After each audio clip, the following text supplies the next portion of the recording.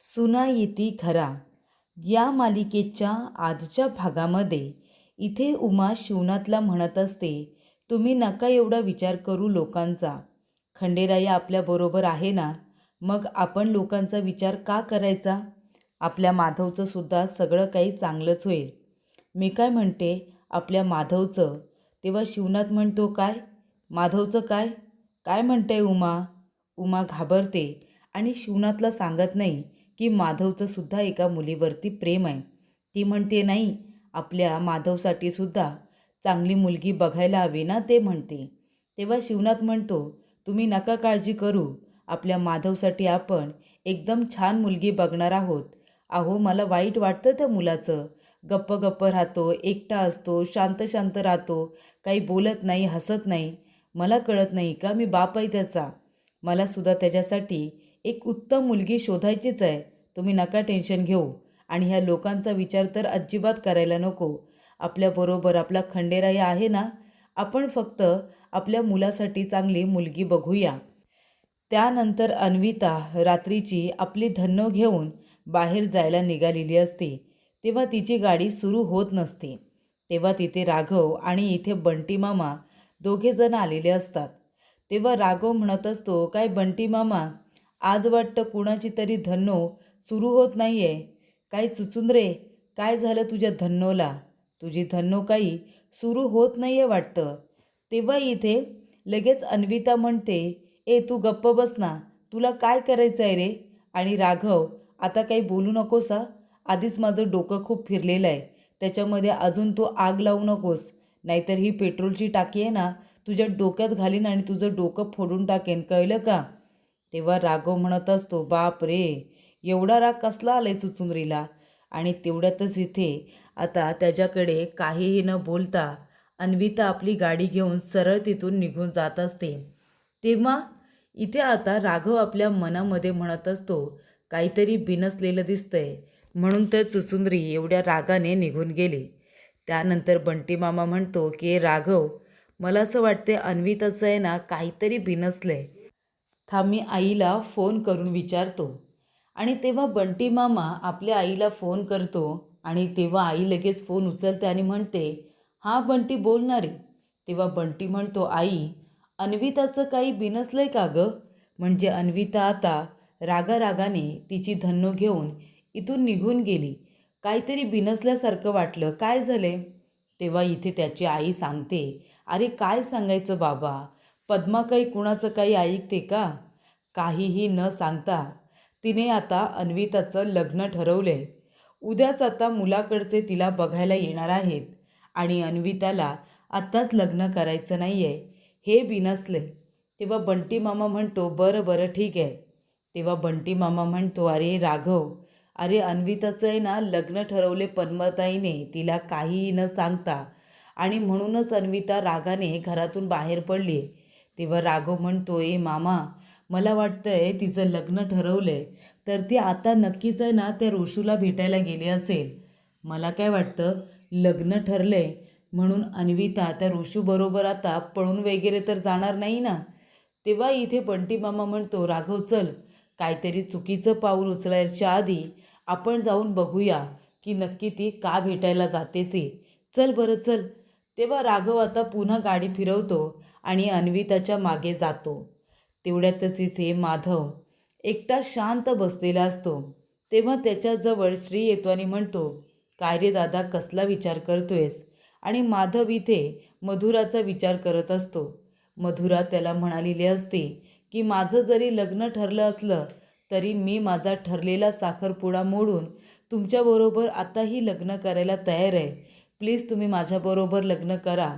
म्हणा की तुमचंही माझ्यावरती प्रेम आहे म्हणून. तेव्हा इथे श्री म्हणतो, दादा, काय बिनसलंय सांगणारे?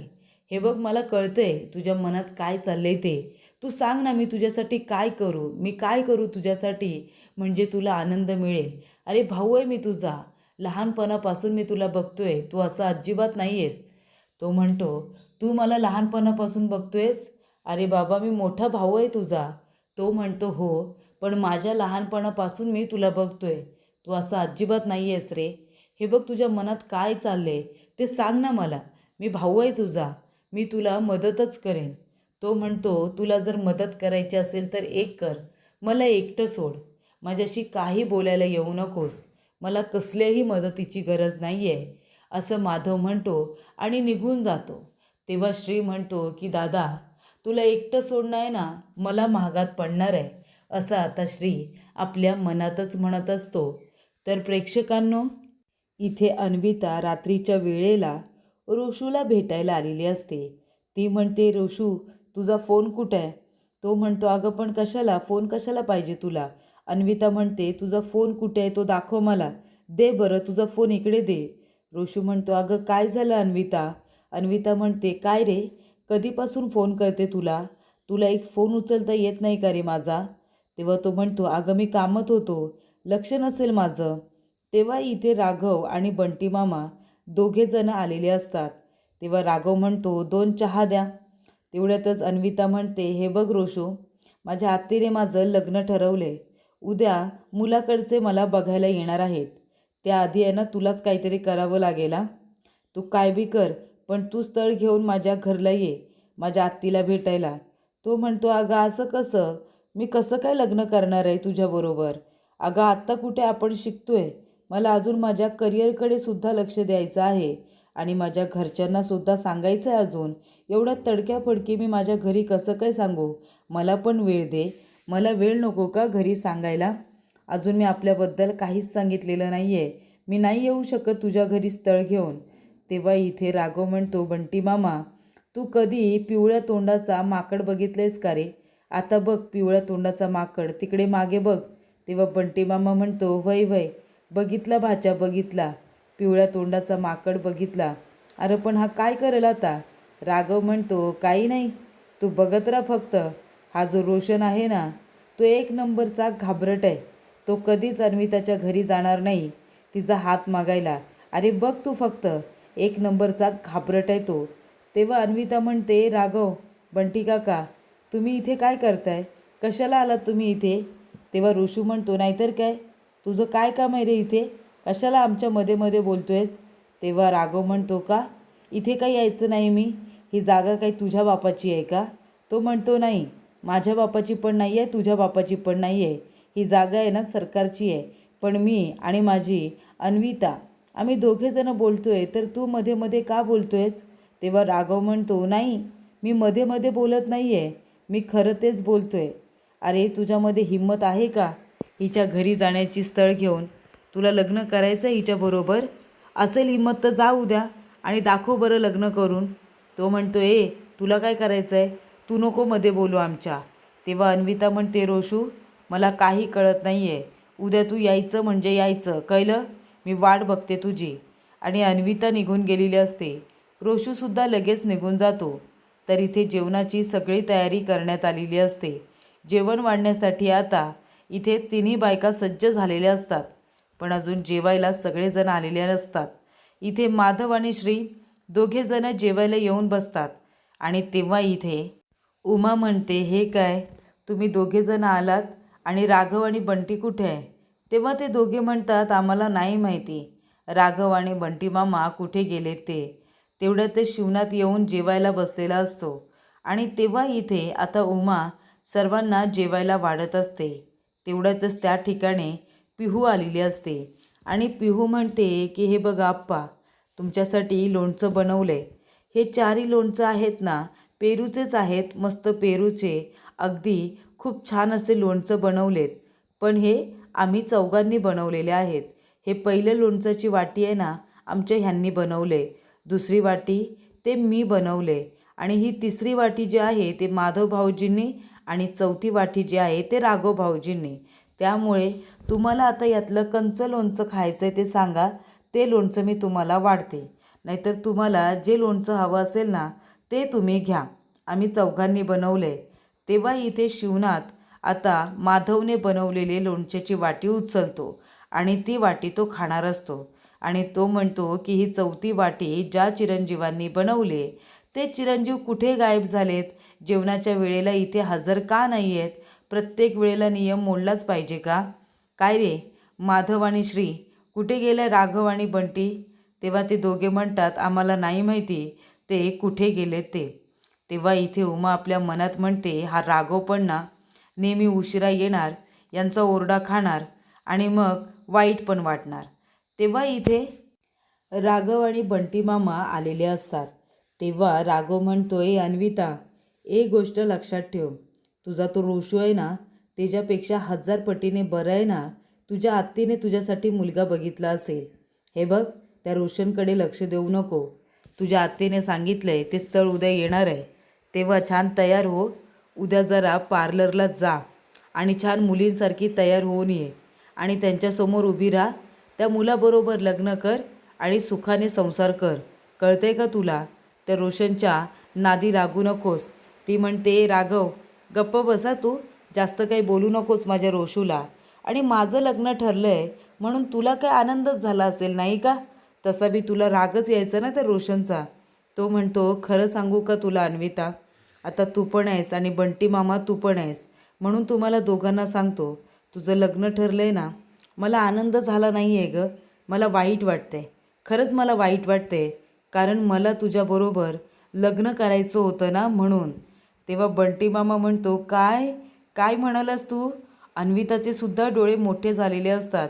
तेव्हा राघव म्हणतो, हो खरंच मला तुझ्याबरोबर लग्न करायचं होतं, कारण सुंदरीबरोबर लग्न केल्यानंतर कसं फील होतं ना ते मला बघायचं होतं. पण जाऊ दे, बॅड लक, नाही लग्न करता येणार आहे मला तुझ्याबरोबर. पण आता तू जा घरी आणि त्या उद्याच्या मुलासमोर छान पद्धतीने उभं राहा, त्याच्याबरोबर लग्न कर आणि सुखाने संसार करा. तेवढ्यातच इथे उमाचा आता फोन आलेला असतो. तेव्हा इथे बंटी मामा म्हणतोय, राघव चल, हे बघ उमाताईने आत्ताच फोन केला होता, म्हणजे याचा अर्थ जेवायला सगळेजण बसले असतील, उगाच उशीर व्हायला नको, चल बरं लवकर. तेव्हा इथे राघव आणि बंटी मामा दोघे आता पटकन आलेले असतात आणि जेवणाच्या ताटावरती बसलेले असतात. तेव्हा शिवनाथ म्हणतो, काय आज पण उशीर, कुठे गेल्या कुठे होतात एवढं महत्त्वाच्या कामाला? तेव्हा बंटी म्हणतो की दाजी ते जरा एमर्जन्सी होती. तेव्हा शिवनाथ म्हणतो, एमर्जन्सी? अच्छा, म्हणजे एमर्जन्सी म्हटल्यानंतर खूप मोठं काम होतं असं वाटेल का आम्हाला? तेव्हा बंटी म्हणतो, नाही खरंच एमर्जन्सी होती. ते उमाताई, अगं त्या पद्माताईने आहे ना आपल्या अन्विताचं लग्न जबरदस्तीने ठरवले एका मुलाबरोबर आणि ते अन्विताला मान्य नाही आहे. अन्विता रागानेच गाडी घेऊन निघाली होती. आम्हाला वाटलं काही जीवाचं बरं वाईट तर करत नाही आहे ना, म्हणून आम्ही दोघेजणं बघायला गेलो, बाकी काही नाही. तेव्हा शिवनाथ म्हणतो, राघव अरे तुला काय एवढं दुसऱ्यांच्या लग्नामध्ये इंटरेस्ट आहे रे? दुसऱ्यांची लग्न लावून देण्यामध्ये तुला एवढा इंटरेस्ट काय? हे बघ, मी तुला म्हणतो की लोकांच्या गोष्टींमध्ये लक्ष देण्यापेक्षा 2 भावांना गोडाऊनमध्ये येऊन मदत कर ना, त्यांना कामामध्ये येऊन मदत कर. त्या अन्विताच्या मागे तुला जायची काय गरज होती? तेव्हा तो म्हणतो, असं काय नाही आहे, ते अन्विता रागाच्या भरात बाहेर पडली होती, काही जीवाचं बरं वाईट करून घेईल म्हणून फक्त बघायला गेलो होतो, बाकी काही नाही. शिवनाथ म्हणतो, हे बघ राघव, त्या समोरच्या लोकांचा तुला कधीपासून रे एवढा पुळका येतो? तुला कधीपासून त्यांची इतकी काळजी वाटते? हे बघ, एक गोष्ट लक्षात ठेव, त्या समोरच्या लोकांच्या कुठल्याही गोष्टीमध्ये पडू नकोस. मग काहीतरी चुकीचं घडतं आणि शिव्या मात्र मी खातो. मग तुम्हाला फक्त माझा ओरडा आणि मार दिसतो, पण त्याच्या मागे मी किती आणि काय काय ऐकलेलं असतं ना, ते तुम्हाला दिसत नाही. त्यामुळे त्या घरातल्या गोष्टींमध्ये पडायचं नाही. त्या घरातला त्या मुलीचा बाप आणि ती आत्ती नंतर काय करायचं ते करतील, पण आधी हा शिवनाथ तुझ्याबरोबर काय करेल ना, याचा अंदाज तू खरंच घे, नाहीतर तुझ्यासाठी ते चांगलं नसेल, कळलं? समोरच्या गोष्टींमध्ये पडायचं नाही. त्यानंतर अन्विताला आठवत असतं पद्माने तिच्यासाठी स्थळ बघितलंय. तेव्हा इथे आता लगेच अन्विता म्हणते, आत्तीचं मी सगळं ऐकते, माझ्या आईपेक्षा मी आत्तीचं ऐकते, मग तरीसुद्धा आत्ती असं जबरदस्तीने माझं लग्न का लावते? एवढी घाई का लागली तिला? नक्की काय झालं असेल? तेव्हा तिला आठवतं राघवने खूप वेळा ऋषूला आणि तिला रंगेहात पकडलेलं असतं. राघव तिला म्हणालेला असतो की तुझ्या घरी व्हिडिओ कॉल करतो आणि देव दर्शन घडवतो. तेव्हा इथे अन्विता म्हणते, म्हणजे माझ्या घरच्या लोकांना या राघवने तर माझ्या अफेअरबद्दल सांगितलं नसेल ना, आणि म्हणूनच इथे आत्ती घाईघाईने माझं लग्न ठरवते. मलाच आता काहीतरी करावं लागणार आहे. तेवढ्यातच इथे आता चेंज करण्यासाठी चाललेली असते ती म्हणजे पिहू. तेव्हा इथे लगेच तिथे श्री उभा असतो. तो तिला पकडतो आणि म्हणतो, कुठे जातेस तू आता? ती म्हणते की हे सगळं काय आहे श्री? मी तुला सांगितलंय ना की आता आपलं मिशन काय असणार आहे? आपण दोघेजण एकमेकांसाठी अनोळखी. तेव्हा नो पप्पी नो छप्पी. तो म्हणतो, तू आता जर वेदाच्या रूममध्ये झोपायला गेलीस तर ती म्हणेल की माझ्या रूममध्ये का आलीस? मग काय सांगणार आहेस तू? तेव्हा इथे वेदा म्हणते की जोपर्यंत माधव भाऊजींच्या चेहऱ्यावरचं हसू परत येत नाही तोपर्यंत मी तुझ्याच रूममध्ये झोपणार आहे. माधव भाऊजींबद्दल आपल्याला सगळ्यांनाच वाईट वाटतंय. ते असे एकटे एकटे राहतात, चांगलं वाटत नाही. म्हणून त्यांच्या चेहऱ्यावरचं हसू आणायचं हे मिशन आपलं आधी आहे आणि त्यांचं लग्न व्हायला पाहिजे हे आपलं दुसरं मिशन असणार आहे. तोपर्यंत आपण एकत्र राहायचं नाही. तोपर्यंत वेदा मी तुझ्याच रूममध्ये राहणार आहे असं मी तिला सांगेन. मग तिला काहीच अडचण होणार नाही. तेव्हा इथे अन्विता म्हणते की जेव्हा जेव्हा त्या राघवला उशीर होतो ना तो याच खिडकीतून आतमध्ये येतो. बरं झालं आता मला तरी येता आलं. पण मी तर यांच्या घरामध्ये पहिल्यांदाच आले. मी जर चुकले तर? आणि ती आता विचार करते की राघवची रूम कुठली असेल. आणि तेव्हा प्रेक्षकांनो पुढील भागामध्ये राघवची रूम सापडलेली असते. तेव्हा अन्विता उशी घेते आणि त्याला मारून मारून उठवते. ती म्हणते, राघव उठ, उठ पहिला. तेव्हा राघव म्हणतो, ए अन्विता, अगं तू इथे काय करतेस? तेव्हा अन्विता म्हणते की मी इथे आहे ना उडत आले तुझ्याशी बोलायला. राघव म्हणतो, काय बोलायचं आहे तुला? तेव्हा अन्विता म्हणते, राघव खरं खरं सांग, माझ्या आणि ऋषूच्या अफेअरबद्दल तूच माझ्या आत्तीला सांगितलंस ना? तो म्हणतो, मला आहे ना चुगली करायची काही हौस नाही आहे, कळलं ना? मी कशाला तुझ्या घरी जाऊन सांगू? मी काही केलेलं नाही आहे. तेवढ्यातच इथे उमा आलेली असते आणि उमा म्हणते, राघव. ती बाहेरून आवाज देते. तेव्हा राघव आणि इथे अन्विता दोघेही म्हणतात, मेलो. आता जर उमाने बघितलं तर ती काय विचार करेल? तेव्हा तो अन्विताला इकडे तिकडे लपायला सांगत असतो. पण कुठेही लपली तरी अन्विता दिसणार असते अशा अँगलला इथे राघवचा रूम असतो. तेव्हा दोघेही एकच पांघरूण अंगावरती घेतात आणि दोघेही एकमेकांकडे डोळे मोठे मोठे करून आता बघत असतात, घाबरलेले असतात. राघवला अपेक्षित सुद्धा नसतं की अन्विता रात्रीच्या वेळेला अशी रूममध्ये त्याला जाब विचारायला येईल. पण आता शंकेचं निरसन करण्यासाठी अन्विता त्या ठिकाणी आलेली असते.